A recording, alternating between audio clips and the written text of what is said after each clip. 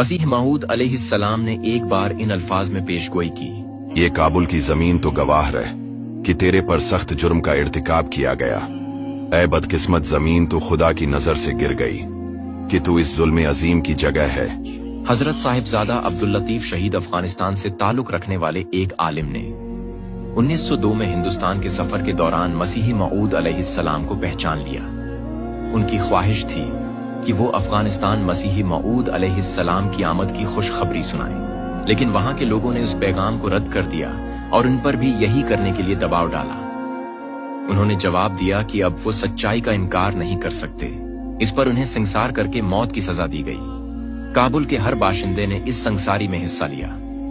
संसारी के चंद दिन बाद पूरे इलाके में तूफानी अंदाज की एक शदीद वबा फूट पड़ी, जो इतनी खौफनाक थी कि उसने पूरे खानदानों को खत्म कर दिया और शाही खानदान भी बिखर गया। ये 1903 में वकू पजीर हुआ, जैसा कि मसीह मऊद अलैहिस्सलाम ने पेशगोई की थी।